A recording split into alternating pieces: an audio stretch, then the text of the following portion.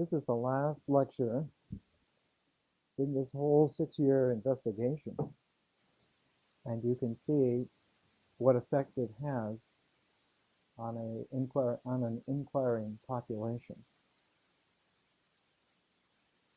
The most important of all, the most important of all the psychological structures is the center of the self.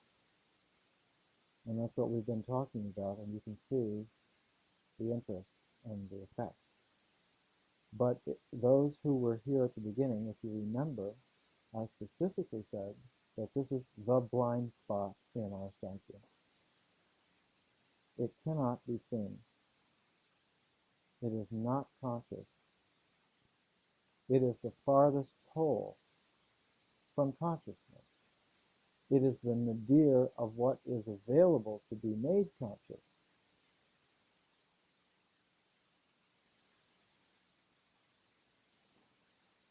Four generations ago, Freud made a fantastic discovery that by applying a very strict methodology with a mechanistic control sequence, one could prove that the invisible existed, that there is such a thing as the unconscious. And Jung, with his word association experiments, was able to carry further and show quite adequately that the unconscious does exist. But the unconscious was styled as an ocean. But in the 4 generations of experiment, we know now that that ocean has a structure, that the unconscious is not a haphazard ocean, it's not a chaos, that is in fact a structure. It is the underside of the conscious structure which we are able to engender. So that if you took all of the integrated forms of which the human mind is capable, and just think for a moment, that means all of the structures that have been made conscious in mathematics, for instance, and integrate them all into one grand structure, that would be one aspect of the total structure of consciousness. The structure of unconsciousness is at least co-equal to that extent and that amplitude. So you can see that it is, to any kind of cursory inspection or any kind of determined inspection up until our work, that there is almost no chance whatsoever to understand the whole pattern of the unconscious and the fact that that pattern must then have a central focus. And for us, the central focus is Jesus. Jesus the man is the most hidden of all the aspects of the unconscious. It's the dead center. It's like the unseen center of the galaxy.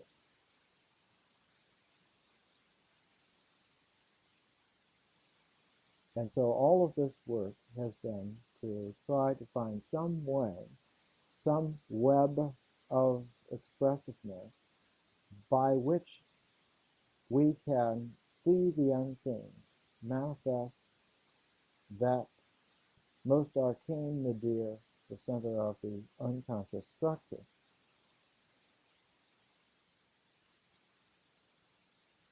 Now, one of the appendixes to the book, Jesus in Alexandria, is going to be on the magical language of Jesus.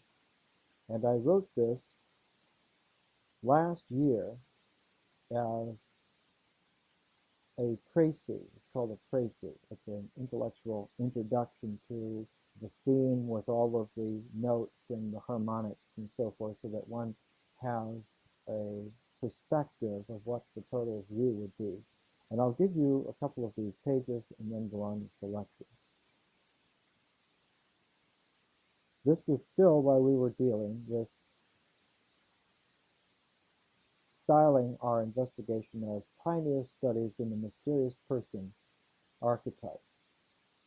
That is to say, we were still so far away from being able to even talk about Jesus the person, about the center of the unconscious, that we were styling it at that time as just the mysterious person archetype. And we were having a lot of difficulty with that. If those who were here remember how difficult it was. Most people still are thinking in terms of like 50 years ago or 60 years ago, in a kind of a Jungian mode in the 1930s, that there are many archetypes. There's the mother and the great mother, there's the father and there's the child and all this. Well, we were able to show that all of these were really mythic images of a single archetype, that the self has only one archetype. The archetype of the self is the presentation of its totality. And all of these other expressions are mythic images. They are not archetypes. The great mother is a mythic image. The father is a mythic image. The child is a mythic image. So that they belong in a mythological horizon of expression and are not in the symbolic integration level at all. They only occur in the symbolic horizon of language, and because language is a transformational media, they only occur in the talking about them. They do not occur anywhere else in the universe. They occur in the flow of the spoken discourse as constellating images that structure that discourse, and nowhere else. For them to even occur in the mind takes a symbolic transposition. And the only way that that transposition can take place is that there must be an integration in the mind that brings those images in and hooks them into an integrated pattern. And the only transformer that can do that kind of sophisticated activity is the deep self. And the only way the deep self can do that is it takes on a function of having an archetype which integrates those mythological images. That's how it works. It has to work that way. There is no other way that it could possibly work. The deep self, in a phenomenological sense, is only a focus. There's nothing there. But there is a focus, so that whatever meaning is brought in focuses. But in order to register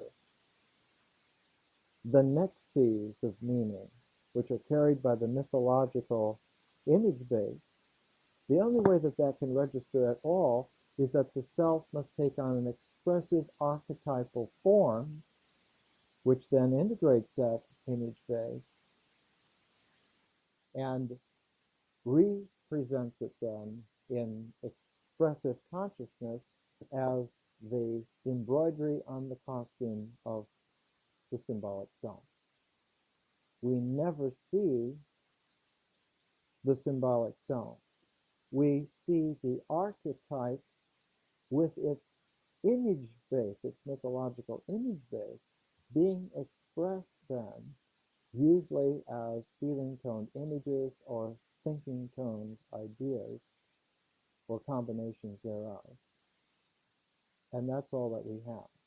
And so at this time, we were working with pioneer studies in the mysterious person archetypal self to try to see what was the archetypal garment that Jesus wore to integrate the old image base, the old mythological image base of the ancient world, and transform it. make it into his pattern. And that archetypal self, which he wore, that symbolic garment, was the mysterious person archetype. And we saw that the previous integration, some 2,200 years before this, the clothing that was worn, the archetype of the self was the divine king. And we saw that divine kings come into power play about 2350 BC. There's give or take of a couple hundred years either way. But the person who constellated the divine king archetype most perfectly was Sargon of Akkad about 2350 BC. And his archetypal clothing was such that he's the one that constellates for the first time the sun and the moon. And the reason of the moon is that his kingdom was the first fertile crescent, stretching from the Persian Gulf to the Mediterranean Sea, spanning the Euphrates civilization and the Nile civilization, bringing in the Phoenicians and everything in between. And so the crescent moon was an earthly symbol of his kingdom, and the sun, Shamash, was the power source that he had. And he is the divine king archetype, is in between the sun and the moon. He's in between his crescent kingdom and his sun-like backing.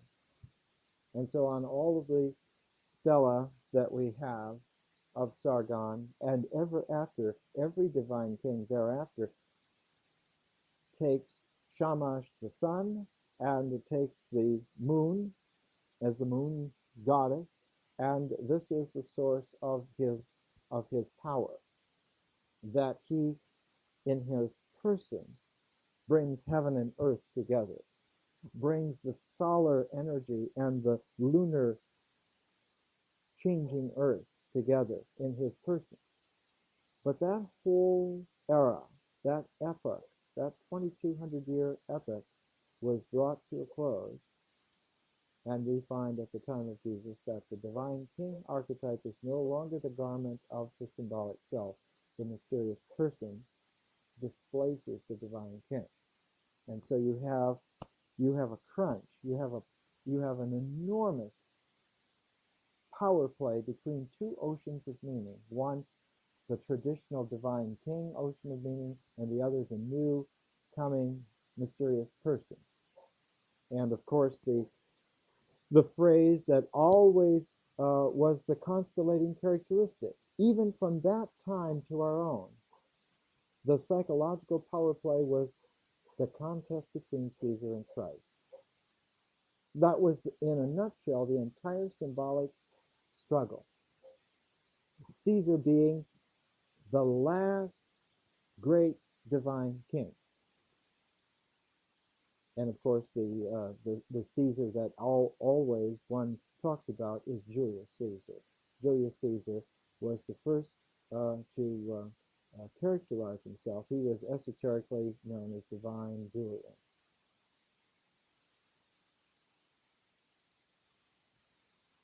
That he had not been born divine, but he had achieved divinity by the power of his personality. So the divine king began with Sargon claiming that he was divine, the right to rule. And Julius Caesar claiming finally at the end, he has a right to rule because he has made this power party from his own integrity. He had bought and sold enough people that he had it. And of course, he was assassinated and unable to carry through. And someone who was a little bit lesser than him, Mark Antony, tried to don the divine king archetypal garment and was electrocuted by it. The tragedy of Mark Antony is recorded very excellently in Shakespeare's play, Antony and Cleopatra. Shakespeare saw very clearly what happened to Mark Antony. He was a man who was electrocuted by divine fire. he was killed from the inside out. The vision ate him up. But Julius Caesar's nephew, Augustus Caesar, was able to bring that power together,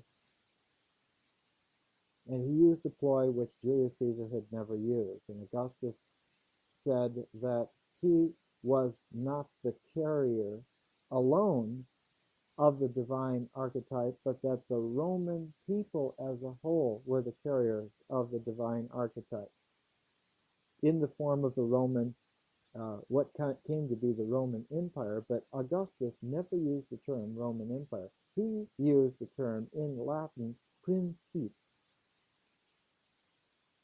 from which we get the English word prince, or the English word principle. And what it meant was, first, that on the pyramid of power, Augustus Caesar was first.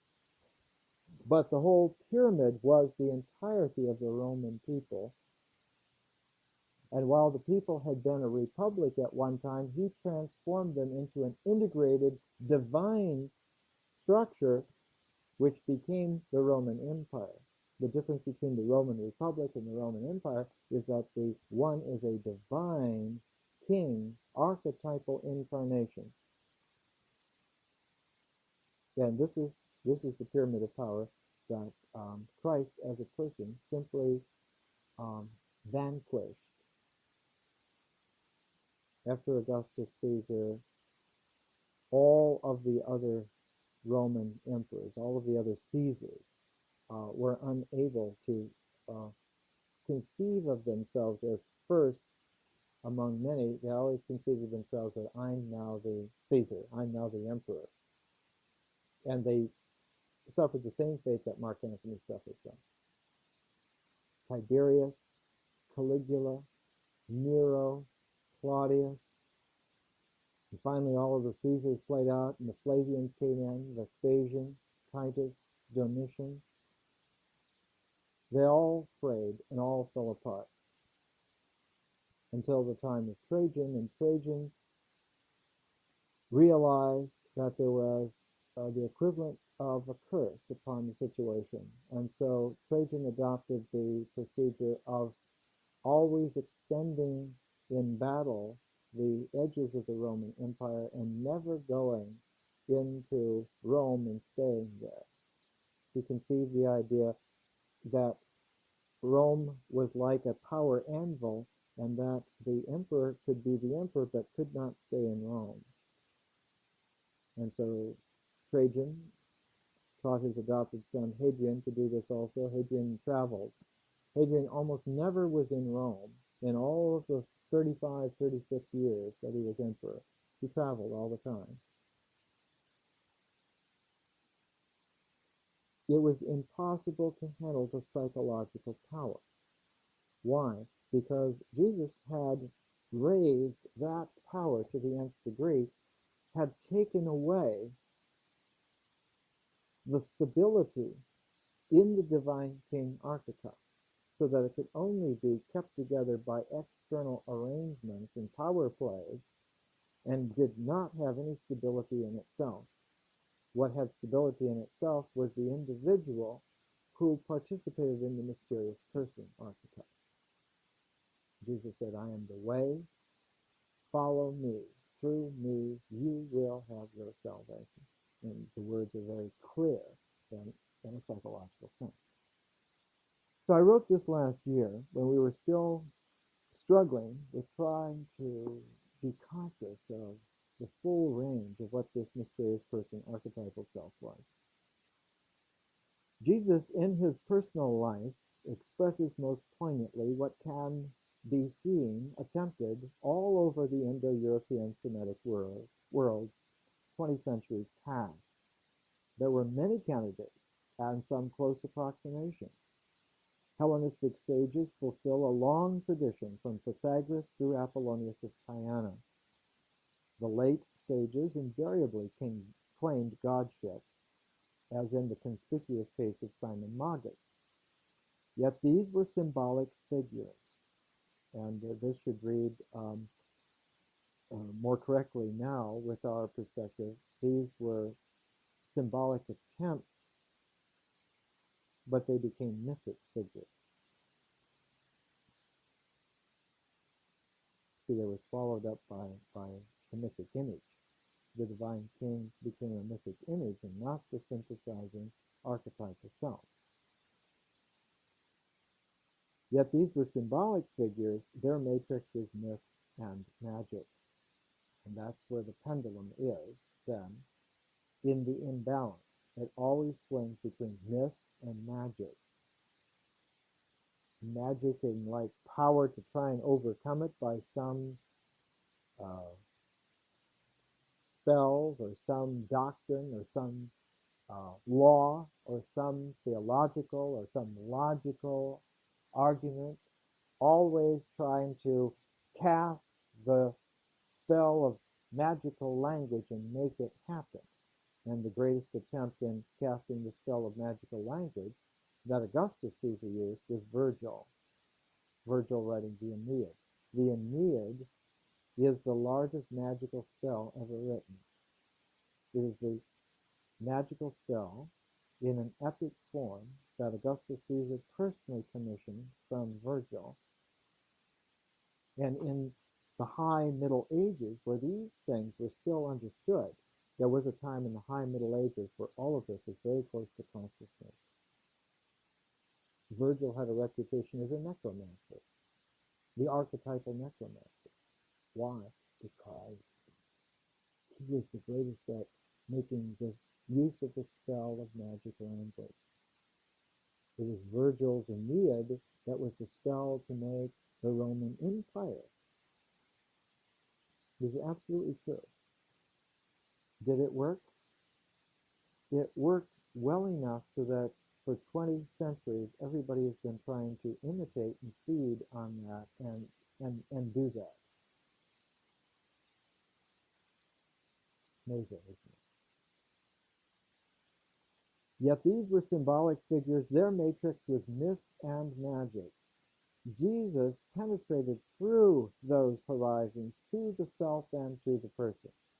In other words, 20 centuries ago, already Jesus penetrated all the way through. Just think of like a knife cutting through a chiffon pie that has a fantastic structure of power, aspiration, and Jesus, as a single person, cuts through the whole thing right to the center.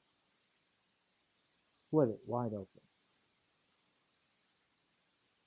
His life, not a doctrine, not a philosophy, not a mythology, his life became efficacious in history. Jesus understood psychic energy as a mythologian capable of being reductionistic. His vector probes history forward, not in mythic circularity.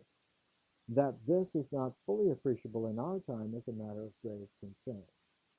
The fact that at this particular juncture that's still not understood is a serious matter. It's the most serious matter facing humanity. Jesus the person is important. Currently, James H. Charlesworth of Princeton Theological Seminary is pushing for a realm of scholarship, which he calls Jesus research.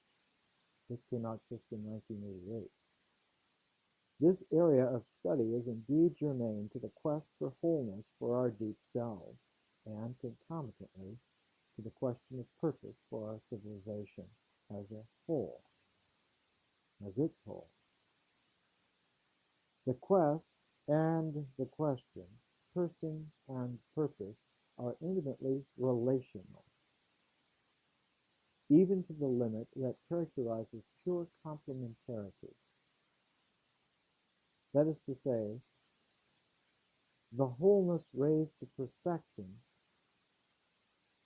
that is the whole concern of our psyche and our civilization, of our person and our future direction, is all tied up with this very issue.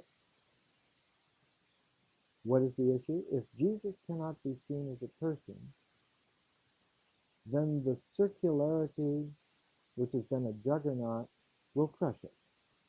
It's no longer a question of it being able to carry us even another generation further.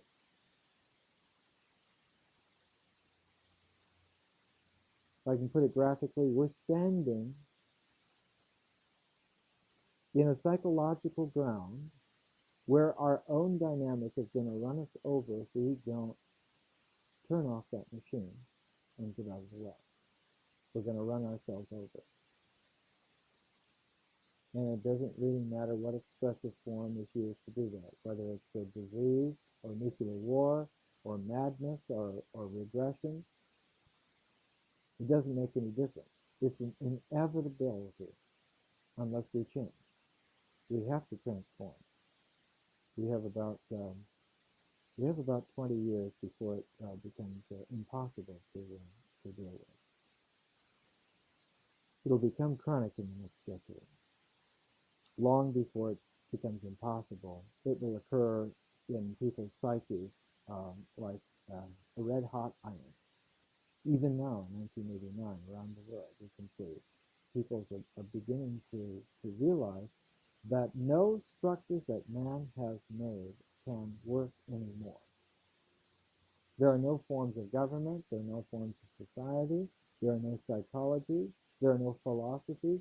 Nothing that man has made works anymore and will not work anymore. We have to learn to do it a different way. Otherwise, he is playing with death. In this book, our design is to identify the often called historical Jesus. We want to know his personal life. We can know this. But in complement to the personal quest, there is the deepest and the largest context, the question of overall purpose of comprehensive background. The second part of our unified issue is a need to recognize, through amplified sensitivity, the ultimate Hellenistic sage, the Messiah, the symbolic self-achieved expression of a new archetype. Now, in setting our design, we finally came to this sequence, which is, I think, the sequence that will work to deliver the story. The sequence is in a 16-part movement to reflect the structure of thought. The first movement concerns the very beginnings of the discernible movement that led directly to Jesus. And the first movements were Pythagorean communities. The Pythagorean communities, the Greek word for their communities was synesia. And it's the same word that we now get words like synthesis or synagogue. Why do Jews worship in temples called synagogues? The word is not a Hebrew word, not a Semitic word. It comes from the Greek. All of the words for a Jewish temple, for the architecture of a Jewish temple, are Greek words. The whole structure is a Hellenistic structure which has a Pythagorean background and context. So that while the roots go back indefinitely and eventually cover the entire ancient world, the initial focus, which makes sense, is with the Pythagoreans, the 5th century BC Pythagoreans. So that chapter 1 will deal with the Pythagorean tradition, how that had continuity for 10 generations and then went underground. Why did it go underground? Because they had become political threats to the power structures that fed off the divine king archetype. You recall that even in Pythagoras' lifetime, all of the Pythagoreans were killed, their houses were burnt down, they were hunted like criminals. People who prayed together, who sang together, who fasted together. They were hunted like criminals. Why? Because they were a poignant psychological threat to the whole power fiction. You can't have a fiction of power when there are people for whom your whole power structure is extraneous. It doesn't mean a thing. You have to X them out. You have to get rid of them. The same thing that happened to the Pythagoreans in the 5th century BC happened to the early Christians in Alexandria right after Jesus' crucifixion. The Christian so-called, we have to use this term because it's the only term that we have, the community that Jesus seated in Alexandria was massacred and murdered in 36, 37, 38, 39 AD.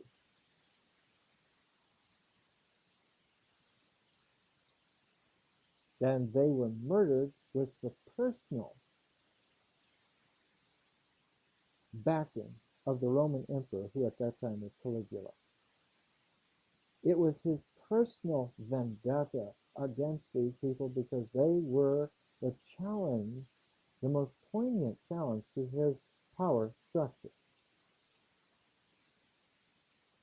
We have the document from the leader of the delegation that was sent from Alexandria to Rome to negotiate personally with Caligula. And the leader of that delegation was Philo of Alexandria. And we have his book, The Legation That Went to Rome.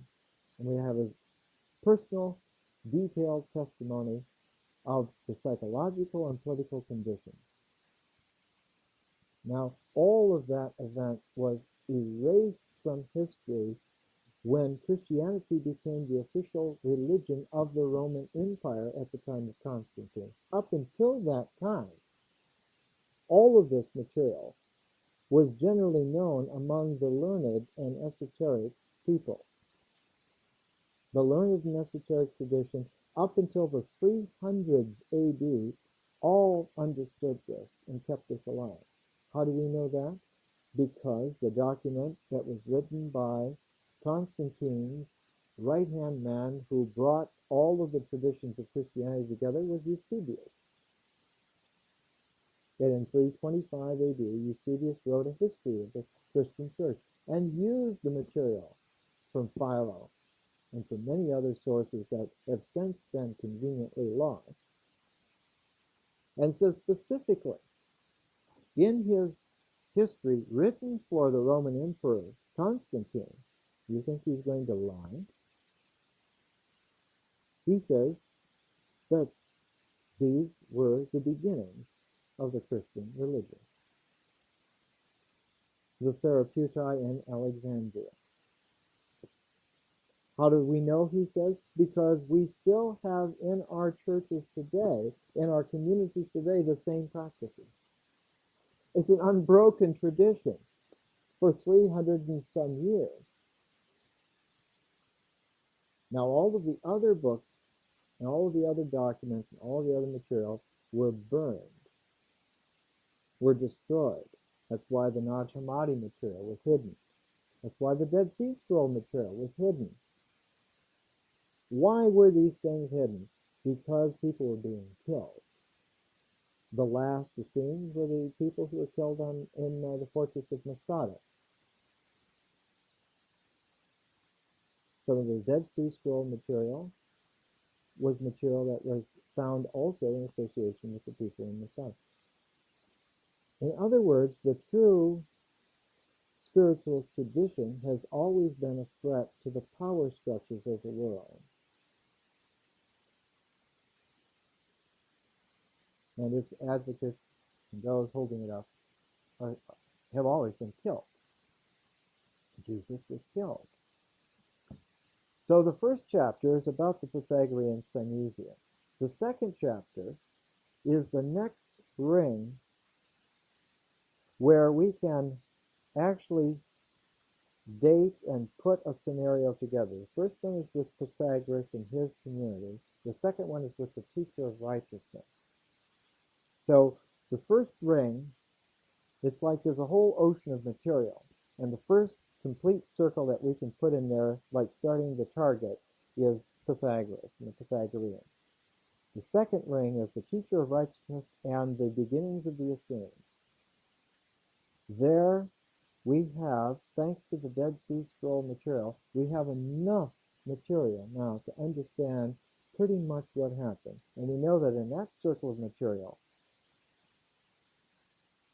that the teacher of righteousness wrote the book of Daniel, that he wrote the book of Job, he wrote the Thanksgiving hymns, and all of this material, when you put it together, links together with other material that has survived, apocryphal works, or works that were in the Bible for many traditions, like the wisdom of Ben Sira, or the wisdom of Solomon, the Enochian literature. All of this material forms a circle around the teacher of righteousness, so that from Pythagoras to the teacher of righteousness. Now the third circle that we have, it's like we're going into a bullseye. Jesus is in the bullseye, and there are three circles, three levels that go in. And we have to go by those three circles before we can get to the bullseye. Circle number one is Pythagoras. Circle number two is the teacher of righteousness, and circle number three is John the Baptist. So that in three steps, Pythagoras, the teacher of righteousness, John the Baptist, we come into the area where we could see the aperture, where we could see Jesus as the man. But we have to do these three circles in that order first, before we can train our inner sight to see what there is to see. We don't even know how to look up until then. So the first training is to sensitize ourselves in the first chapter to the Pythagoreans, the second to the Essenes as the teacher of righteousness, and the third to John the Baptist and the return of the Essenes. Now, the whole Essene movement that was started by the teacher of righteousness also went underground. It panned out. It was no longer a tradition. We know from archaeology and from geology and from history, we know that an earthquake destroyed Qumran in 31 BC. Why 31 BC? Because 31 BC is the exact date that Augustus became Caesar, that he cinched for himself the world empire that became the Roman Empire. What happened in 31 BC? The Battle of Actium, a great naval battle where Mark Antony's power, military power, was destroyed for all time. There was no one else after 31 BC that could hold a candle to the power that Augustus controlled. In fact, up until that time, he used the name Octavian. After that time, he was using the word, which we now use for greatness, August. Someone is August. Augustus. Are we okay on that?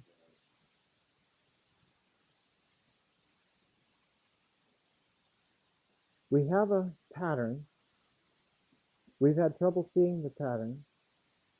We've had trouble even understanding that there was a pattern, much less a center to the pattern. With this material that I've been presenting, we then come to focus ourselves. Pythagoras, the teacher of righteousness, John the Baptist.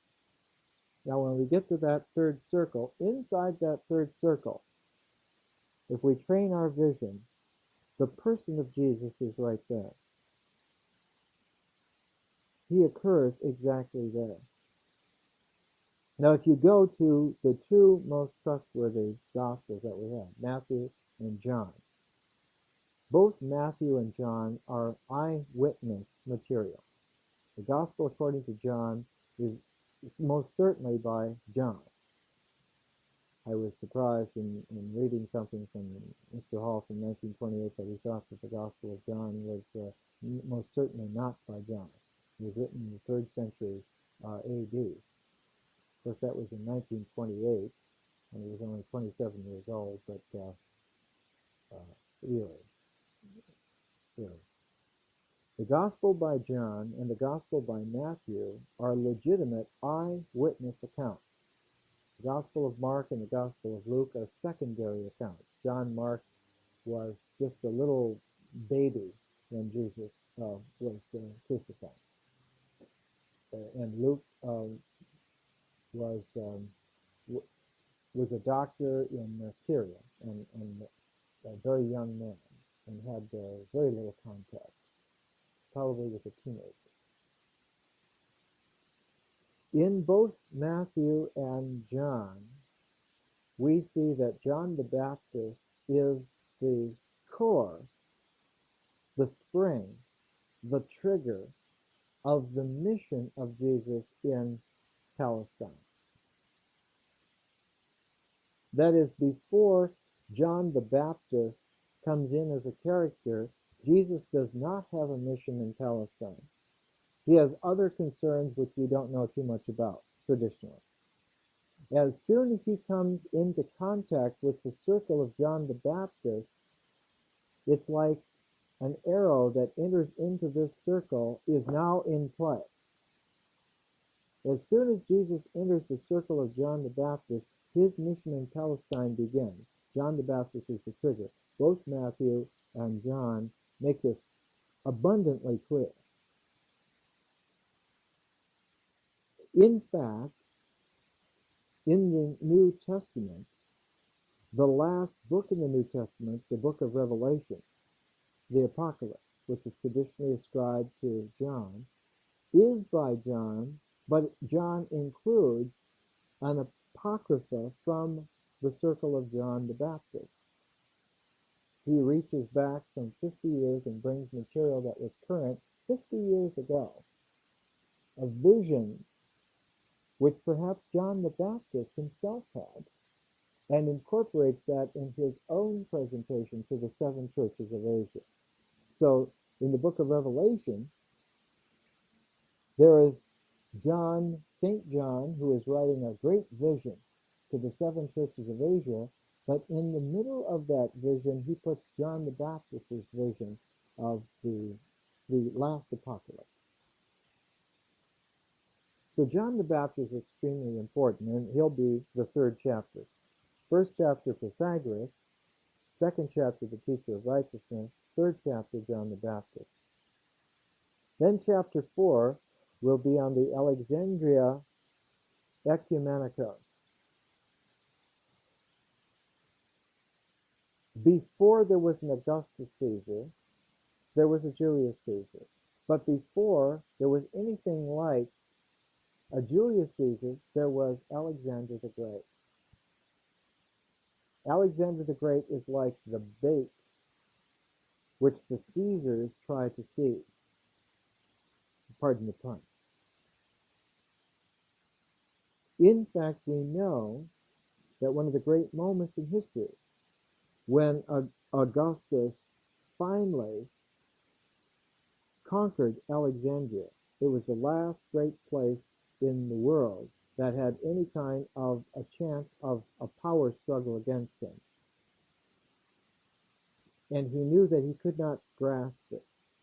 He knew that it had to come to him, because he knew that Mark Antony, in trying to grasp it, had electrocuted himself. And he understood what his uncle, Julius Caesar, had told him, that when you deal with occult power, do not reach for it. Prepare yourself to accept it if it comes, but do not reach for it. And so he did not attack Alexandria.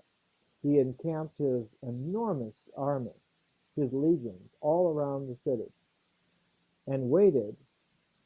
And sure enough, Mark Antony finally rode out and was given a soldier's death, rode out by himself. Then when he came into Alexandria, he made sure that Cleopatra was not killed. She was detained in her own quarters and given freedom within her own quarters. And she, understanding that she could not make the kind of deal with Augustus that she had made with his uncle Julius Caesar or with Mark Antony, killed herself. had an asp bite her because it was a mythological death. Augustus was very, very sharp. He knew that the cycle would play itself out if he did not offer any kind of contact, any kind of hope for her. She could see that that was the only way out.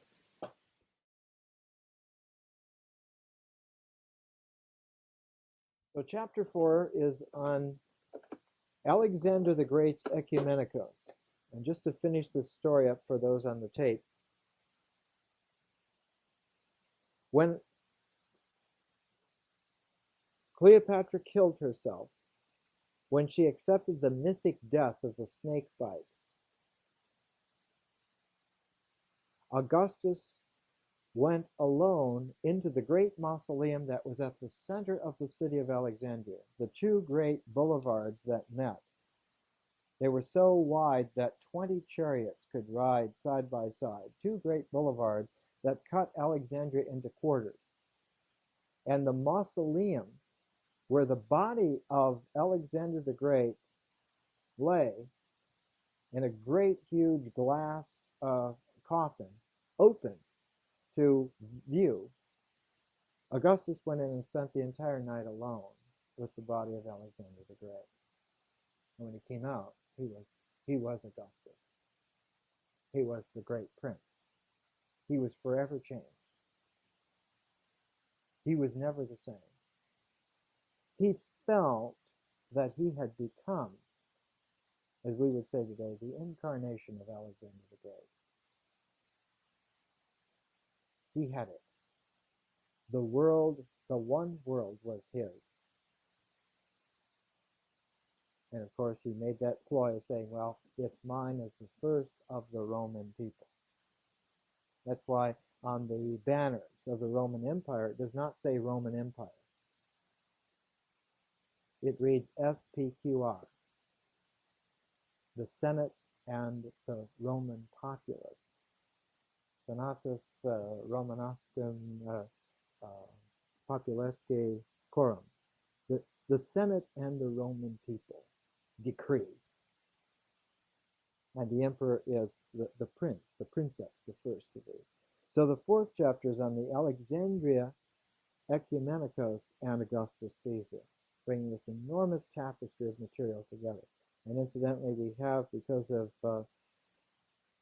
fantastic historical luck, we have preserved the Ara Pacis, the temple that Augustus built under what is today the ruins of the Roman Forum. And we have all of the frieze, the sculptural wall frieze inside. And that Ara Pacis was the temple which was meant to hold the mythic power, the mythic occult power that Augustus, as the Caesar, had brought into his, not his grasp, but brought into his hands. And you can see that the figures are the figures of his own family and his important generals and so forth, but the knot that holds all of these figures together is seated on a throne, and is not Augustus. In fact, it's not a man who is seated on the throne, it's a woman. And her name is Tellus Mater, Mother Earth, is seated on the throne. And you can see that those friezes are still extant. They have survived 2,000 years, amazingly. So the fourth chapter is how Augustus Caesar brought himself to Alexandria and got Alexander the Great's Ecumenicos. Now notice that the city of Alexandria becomes the most important part, is not the city of Rome. Alexandria is the anvil of where the occult power is focused, not in Rome. Augustus tried to shift it from Alexandria to Rome, just like later Constantine tried to shift it from Rome to Constantinople, and was partially successful. Augustus Caesar was partially successful. Constantinople never really replaced Rome, and Rome never really replaced Alexandria. What I'm saying to you is that the power, the occult power of the ancient world is still in Alexandria. It's still there. It's never been taken from there.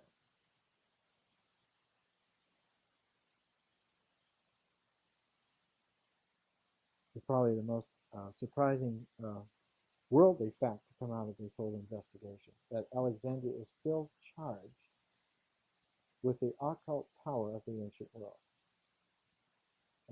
You must understand that present-day Alexandria has no relationship to ancient Alexandria. There is nothing left physically of ancient Alexandria. It's all subsided into the sea. It's all been built over, so there are no visible ruins of the ancient city at all. It's an invisible city. It is there only in a metaphysical sense, but I must tell you that it is really there metaphysically. It is really still there. The fifth chapter will be on the Hermetic tradition in the therapeutic. And for that, we had to do all kinds of investigation. I had to take the Hermetic tradition back to its Egyptian matrix. And some of you remember the series I did at the PRS of going back to the pyramid text, 3000 BC, and showing that the Hermetic tradition doesn't start 100 AD or 300 AD. It starts the first time we have any writing, 3000 BC. It's already a mature, full-blown tradition then. So that by the time of Jesus, it's already 3,000 years old. Notice that the Hermetic tradition is more ancient than the divine king archetype. A little bit of psychological karate here. Notice how powerful and enormous and epical the shift from the mysterious person to displace the divine king archetype, but the Hermetic tradition is more ancient. That is to say, it was constellated before there was anything like a divine king archetype.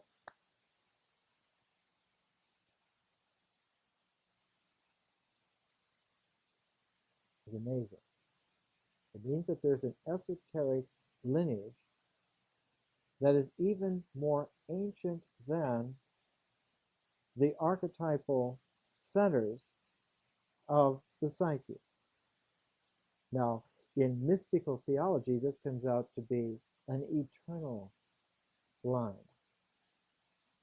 And Jesus is said to be an eternal person.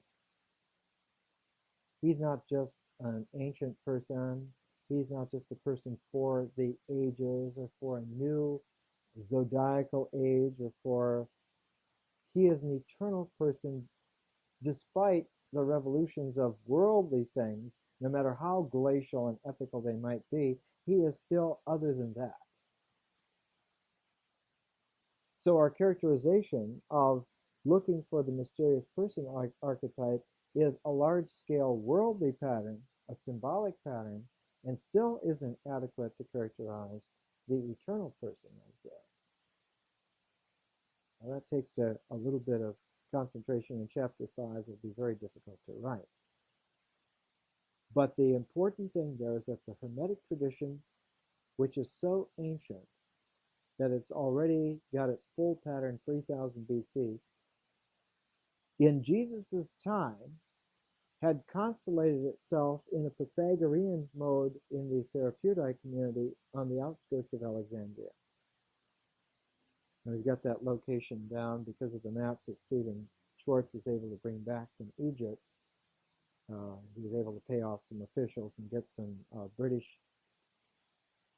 topological maps, even though it has Arabic writing on it. They're British topological maps, and they're very accurate. And we can get to within about a mile of where the therapeutic community was. And because he has a facility of psychic archaeologists, we can find the exact site. We can find the very place. Whether there's anything there in terms of stone or in terms of clay or tamped earth or whatever, we can find the exact site, and through the psychic archaeologists, we can reconstruct through sketches and through their seeing for seership exactly what happened there. And you must understand that once that's established, we can follow the line from there into Alexandria. That line from the Therapeutae community into Alexandria is taking the Hermetic tradition in its eternal entirety into play, into this archetypal theater of which Alexandria was the center stage, and which Augustus Caesar thought he was the great protagonist, the central character. It turned out that he was not.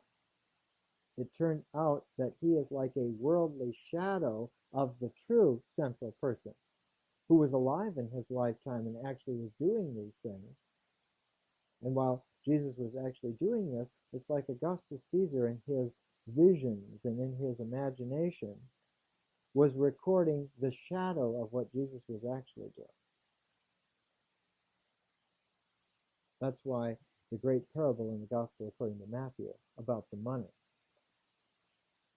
and Jesus' poignant, symbolic statement. He says, whose face is on the money? And the reply was Caesar's. And he said, the money belongs to Caesar, but the kingdom belongs to me. Is a beautiful, accurate way of his powerful, symbolic statement of what the real case is. The money belongs to he whose face is on it. That's the limit of worldly power. That's all the further it goes. But what's real, that power is mine and the kingdom is mine. So chapter 5 will be on the Hermetic tradition and the Therapeutae. Now, the first 5 chapters out of the 16 are setting up the stage for the life of Jesus. And only with chapter 6 do we begin the life of Jesus. And fortunately, we have a very accurate portrayal of the first 5 years of the life of Jesus. Now, the Christianity that we all grew up with said that nobody knows anything about this, but the fact is that there are millions of Christians who know exactly about the whole career of Jesus for his first 5 years. How is this so, do you say?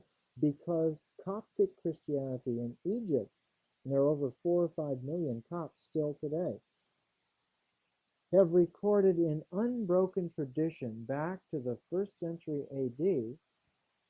They have annual festivals and pilgrimages to the sites where the Holy Family went in Egypt. The itinerary is exactly known in Coptic Christianity. It always has been. And we can reconstruct exactly, because of the Coptic Christian tradition, the first 5 years of Jesus' life. The Holy Family was constantly traveling. They didn't spend any more than 1 year in any one place. They were constantly traveling throughout Egypt and went across the entire delta in a big inverted W and down the Nile River as far as Oxyrhynchus and back up to what was Memphis, what is today Cairo. And in all this time, it took 5 years. So that Jesus did not enter into Palestine until he was 5 years old. And the traditional date given for his birth is the date of the entry back into Palestine. Because the whole Egyptian years, that whole entourage, was foreign to the Jewish mentality. And because of its mythic association, Christianity was mythologized by a Jewish background, and the Egyptian mythological background and symbolic background was alien to the early Christians. They paid no attention to it whatsoever. So they date Jesus' birth at 3 BC. But he actually came back to Palestine at age 5 in 3 BC. He was born in 8 BC. He was born in late 8 BC in Bethlehem.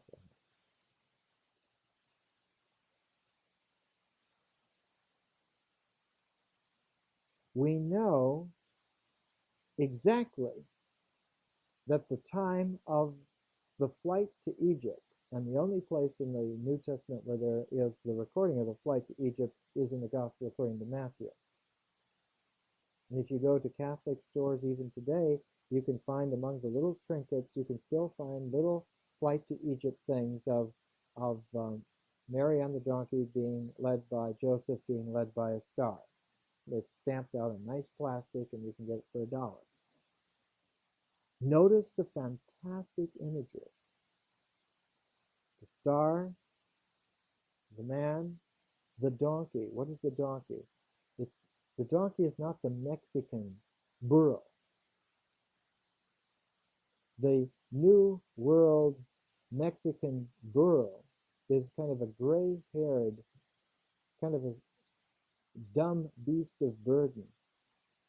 The ancient Middle East donkey, so-called, the ass, was a black-haired animal that was extremely sharp and was, in fact, the beast of burden before the camel, before the horse. When Abraham ran caravans, his beast of burden was the black-haired ass. It was the emblem of his commercial power.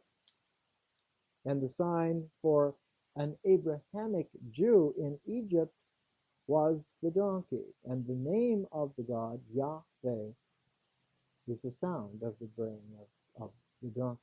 It's not a derisive thing at all. It's an accurate symbolic designation. The flight into Egypt has as its symbol the Holy Family going on a donkey into Egypt. It's like an eternal caravan, you see. It's a symbolic thing. It's still there. Now we know that that occurred in 7 BC. It occurred early in 7 BC. In fact, we can date it. It occurred in about February of 7 BC. Why? Because the threat against the innocents, the massacre of the innocents, Herod's madness of saying there will be no secret king but me, kill all the babies. It wasn't just babies that were killed, it was any son who was a potential possible jeopardy to Herod. And he not only killed the babies, but he killed his own 2 grown sons in February of 7 BC. He was so demented. He was so psychologically frazzed. It was like a psychic nightmare to him. He had his 2 wonderful, strong, capable grown sons killed. They were in their early 20s, along with the massacre of the innocent. It happened in February of 7 BC, and the flight to Egypt must have taken place either contemporaneous with that or just a little before. I would think that in vision, by January of 7 BC, it would have been apparent to somebody sensitive to vision to go.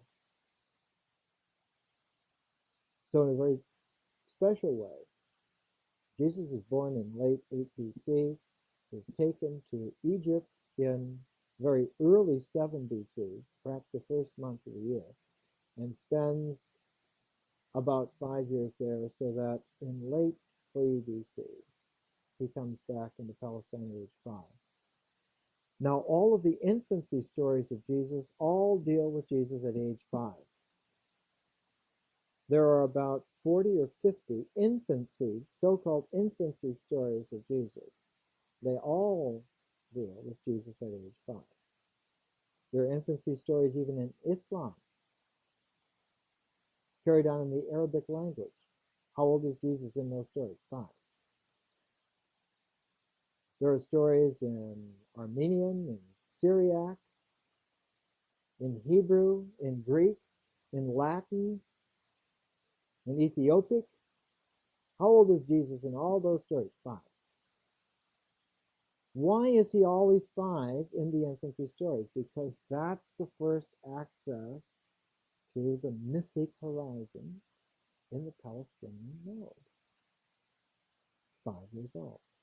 And what do the stories all say? That he was uncontrollable, that he didn't fit in. He didn't fit in with the other boys. He didn't fit in with the schools. He didn't fit in anywhere. Why didn't he fit in? Because he was totally different. He was other than. He was an alien to those life circumstances. So that we know that from the age of 5 until about the age of 12, that he was like what we would call a loner. From the age of 5 to the age of 12, he was probably kept at home, given instruction in a trade.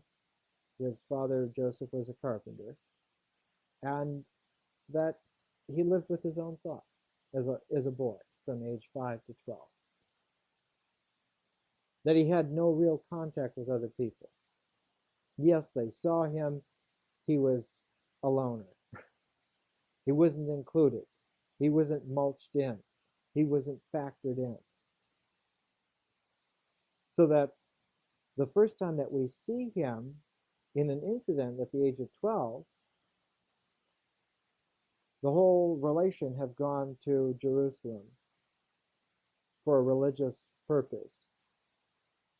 And on the way back, they check in the caravan, they find that Jesus is not there. They're worried, they go back to Jerusalem, and they find him in the temple arguing with the elders. Arguing with the elders. And he refuses to go back with them. Now what happens? What happens when you're 12 and you're Jewish and you're just about to turn 13? Bar mitzvah. What happens at a bar mitzvah?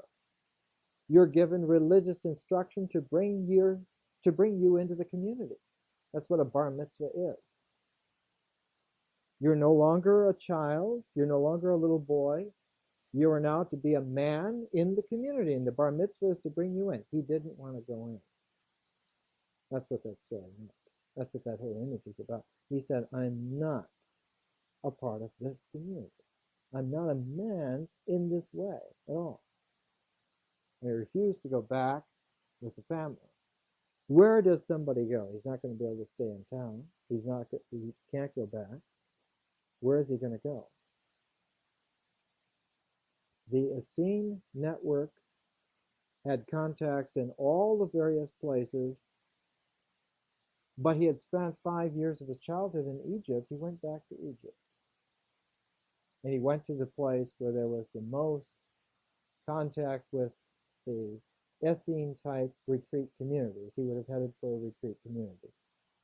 Well, if I'm not a part of this world, what the hell am I a part of?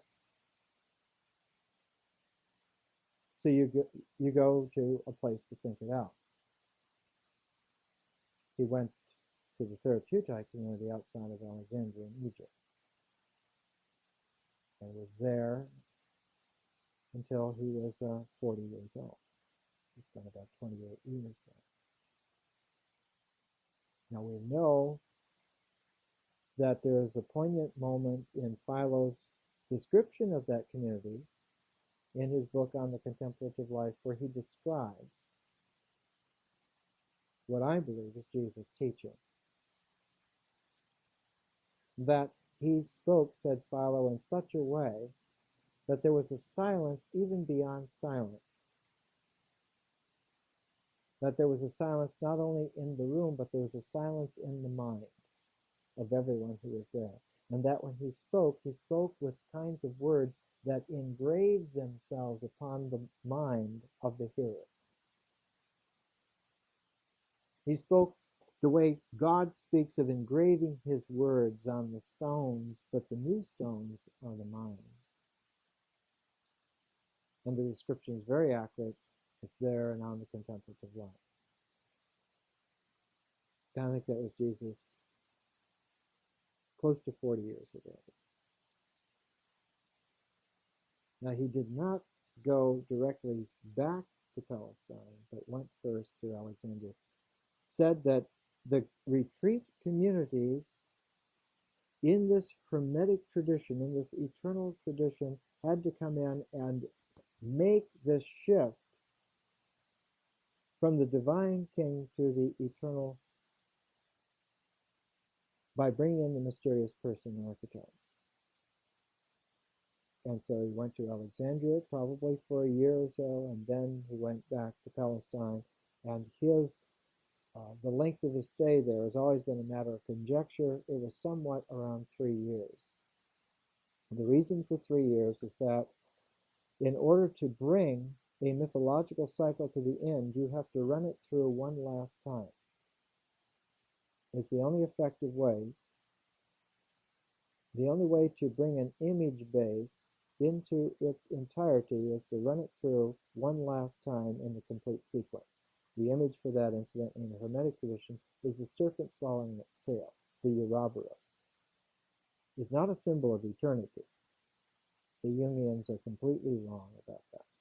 It is a symbol of bringing the mythic horizon full circle. That's what it's a symbol of. And so when he went to Palestine, the way that the Torah was taught had been taught from the times of Ezra and Nehemiah, around 450 BC. For 500 years, the way that the Torah was taught was that on every Sabbath, a part of the law, a part of the Torah was read publicly to all of the men. All of the men from 13 to the end of their lives, all of the men on the Sabbath heard a part of the law. They heard exactly a part of the law so that in 3 years they would have heard the whole of the law, the whole of the Torah. This was called the lectionary cycle. And the lectionary cycle was the 3-year cycle of the public recitation of the law. Every 3 years, the Torah will have been heard in its entirety. And Jesus, in his 3-year teaching, gave the last teaching of the Torah. He rounded it out. That was it. And the last day in that lectionary cycle I talked to you about last week was the day of Pentecost, not the crucifixion. The crucifixion is not the crucial point. The crucifixion is not the crucial point in that whole cycle, in the ecology of those symbolic events. The crucial event is Pentecost. The glossolalia, the descent of the Holy Spirit so that one can understand all languages. Why? Because in an archetypal complement to it, at the time when the Divine King archetype was coming in, the event that was consolated was the Tower of Babel. The Tower of Babel, where languages divided men, and the day of Pentecost, where the vision of true spirit brought all languages together and thus all men together again. It was the closeout of that whole archetypal cycle, from the Tower of Babel to the day of Pentecost, was one whole unit. And synchronized with that is the last 3-year lectionary cycle of the reciting of the Torah. So that Jesus in his lifetime was actually the last rabbi. He is called by those who are close to him, like Mary Magdalene, rabbi, teacher. Why? Because in a very real way, he is teaching the Torah for the last time. He is the last rabbi. And when he is gone, that law is also gone. What is it replaced by? By what the Holy Spirit brings. The Paraclete. He used a Greek term for that, the Paraclete. I have to go, he said, because if I do not go, the Paraclete will not come. So I'm going, but I will send you the Paraclete, and he will make all things known to you. So the gift of the Holy Spirit is the new Torah, the new law, the new covenant, the New Testament. Now, you can see and you can hear the interference of the world. You can see that the Christianity that has come down to us is a Roman Empire, mythologized bastardization of the actual occurrence. It just simply is a smear and a blur, so that consciousness could never find its way to fullness in terms of that. The best that you could do was to accept the authority of those who are giving that particular message. You can accept their authority. That's the best that you can do. There is no way that you can, in any conscientious and detailed and personal way, live that with personal integrity. The best you can do is just accept their authority. And of course, one of the great expressors of this is Soren Kierkegaard. Kierkegaard's famous phrase, "I would love to be a Christian, but it is very difficult, and I don't know if I'll be able to do it." In all of his books, Attack on Christendom and various things, are saying, it's not this, it's not that. It's not what we thought, and it's not what we hoped. It's totally different from this. And I read to you a couple of weeks ago some of the prayers of the heart of Soren Kierkegaard, and you could see how close his prayers of the heart were to like the early Christian hymns and poems that came, like the Odes to Solomon, that came with people who had personal contact with Jesus. And you can see how in our time, starting with just a few individuals, slowly this is fanned out until there is a whole tradition. So chapter 6 was the Coptic Holy Family. Chapter 7 was the infancy stories.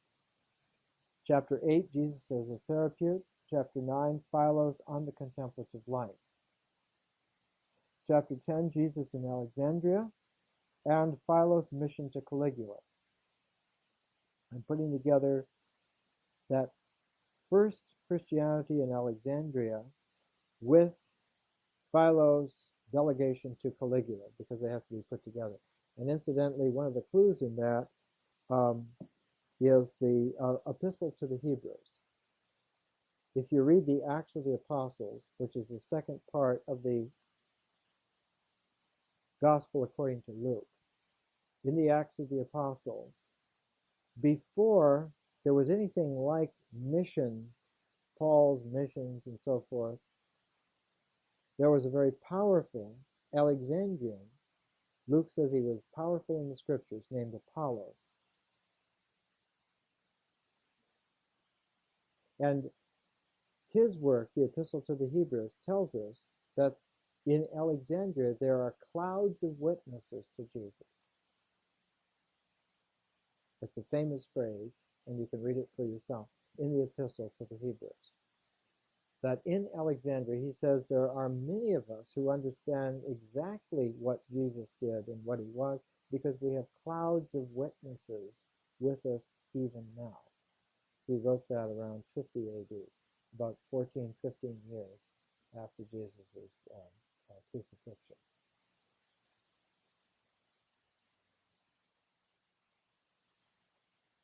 The traditional Roman Empire scam is that Christianity began in Alexandria with St. Mark, who went to Alexandria about 65 AD.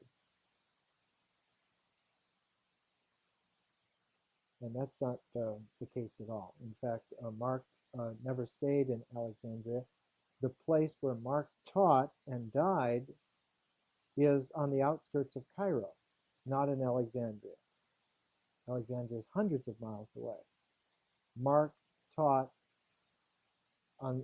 in what is the outskirts of Cairo today. It was the name of that place was called Babylon, Old Babylon. It was a Roman fortress. And it was a place that Peter went to, and both letters of St. Peter in the New Testament are written from that place. Everyone who writes on this, conveniently taking a Roman mythological reductionist tack, says, well, St. Peter's not really writing from Babylon. He's writing from Rome and characterizing Rome as if it were metaphorically Babylon. But I must tell you that St. Peter was not a metaphorical person. He was like one of those Michelangelo, large-necked, old seafaring characters. He's not a metaphorical, allegorical person. He spoke extremely directly. He didn't have any education. He's like an old seaman. And he said, I'm writing this from Babylon. It was the old Babylon in Egypt. That's why Mark went back there. Mark was a protege of St. Peter, and St. Peter said, you can't go to Jerusalem, and you can't stay in Rome, and Asia doesn't have any place for you, and things are tough in Alexandria. Go there. Go back to Babylon.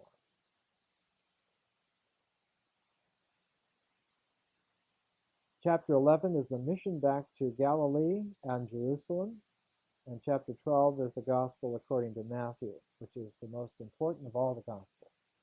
The Gospel according to Matthew is exactly our most important document. And we have, incidentally, now reconstructed from a medieval Jewish diatribe against the Gospel according to Matthew, a reconstruction of the original Hebrew Gospel according to Matthew. The Gospel according to Matthew that we've always had is the Greek. And Matthew wrote it in Greek and in Hebrew. But it's important to compare the Greek and the Hebrew. And scholars in the 20th century have said, well, there are some oddities in the way Matthew talks about things. Is the Greek a translation from the Hebrew? And they couldn't find any Hebrew text for the Gospel according to Matthew. But an ingenious scholar who went back to some of the medieval rabbinic records found that there was such a detailed criticism of the Gospel of Matthew that it was quoted in its entirety in order to countermand it in its entirety. And it was quoted not in Greek, but in Hebrew. And the Hebrew turns out to be an original Hebrew. You can tell if something's been translated from a language to another. It's not just a translation from the Greek. It is the Gospel according to Matthew written in Hebrew. And that was made just 4 years ago. All of this material is surfacing now. So we have the original Gospel according to Matthew in the Hebrew. Why is that so important? Because by the 2nd century AD, the Gospel according to Matthew in Greek had already been emended so much that it was not trustworthy for the esoteric line of the true shape to be given. What am I talking about? I'm talking about the fact that the Gospel according to Matthew has 28 chapters. Why 28 chapters? Because it's a complete lunar cycle. It's a complete earthly cycle. It's a quaternary of 4 sevens. And each 7 chapters in Matthew is a shape of a quarter of that whole story. So that the Gospel according to Matthew is a mandala of wholeness, presenting Jesus in his wholeness. But by the 2nd century AD, it had been so edited by power structure, theological-minded, mythologically regressed people that the head of the first Christian university, the catechetical school in Alexandria, the teacher of Clement of Alexandria, whose name was Pantaeus, went all the way to India to get an original Gospel of Matthew. How did that get to India? Who was the apostle who went to India? It was Thomas. But Thomas did not take the Gospel according to Matthew with him because it wasn't written yet. Thomas went to India about 41 AD. How do we know? Because the Indian tradition, the Indian Christian tradition that is descended from Thomas, is also extremely accurate. Thomas is the only apostle of Jesus whose tomb we know the location of. You can go today to India and see the tomb of the apostle St. Thomas. it's this. The author of the Gospel according to Thomas, you can go to his burial site. And that tradition goes back and is quite accurate. But the Gospel according to Matthew was taken by the apostle whose name is mistranslated as Bartholomew. Now, there was never an apostle named Bartholomew. His name was Nathaniel bar Tolma, Nathaniel, son of Tolma. But there were people who spoke Greek who had no idea of Jewish traditions, never knew anything about Semitic languages, and thought that bar Tolmai, that his name was Bartholomew. That's what they shortened it to. It's not that at all. He was Nathaniel. He's the one that Jesus said, "Behold, a Jew without guile." And Nathaniel said, "Sir," and Jesus said, "I saw you under the tree." It was a beautiful way, because Nathaniel had been practicing meditation by himself and always meditated under trees. Why? Because he had heard about the Buddhist tradition of the Buddha achieving enlightenment under the Bodhi tree. And so he was practicing that. And Jesus, telling him, said, "I saw you under the tree." And Nathaniel knew that he was a very special person, because I was the only person who knew about that aspect of himself.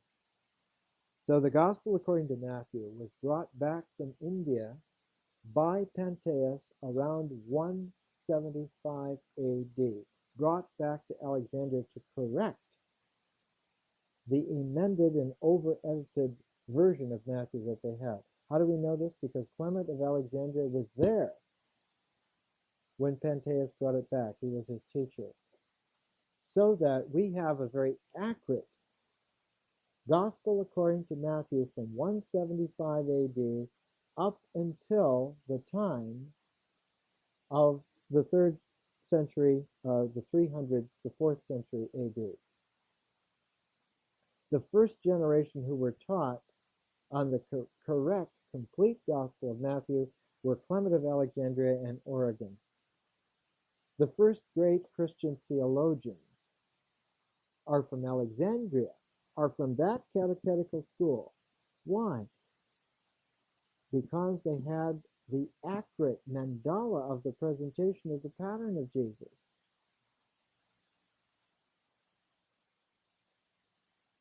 The Gospel according to Matthew, in its pristine primordiality, really did present, it was like a mandala that presented the accurate experience of the person of Jesus.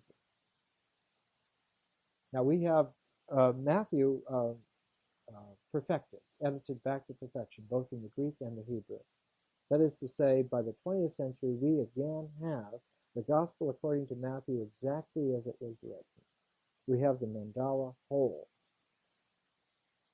And anyone who knows how to use a mandala can take the Gospel of Matthew and meditate with it and bring it all back into your experience.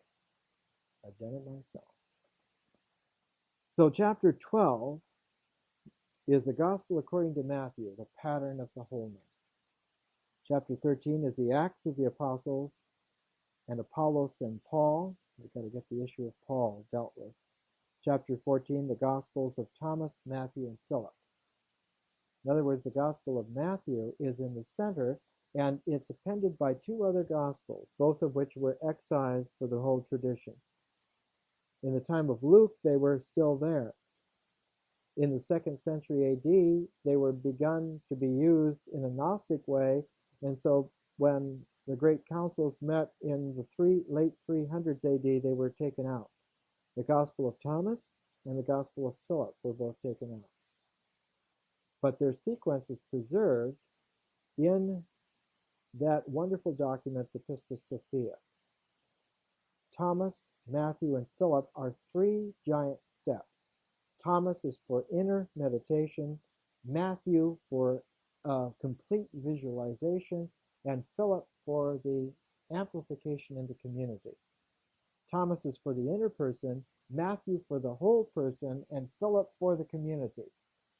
Notice, 1, 2, 3. 3 steps back out from the person of Jesus. Thomas is the complement to John the Baptist. Matthew is the complement to the teacher of righteousness. And the Gospel of Philip is a complement to the Pythagorean synesia. It's Jesus' way of not only bringing the transition into the center and changing it, but then radiating it back out in the way and the form and the sequence in which it came in, so that it would be restored in such a way that history would not tear, but would bend, like a Mobius strip. Not tear.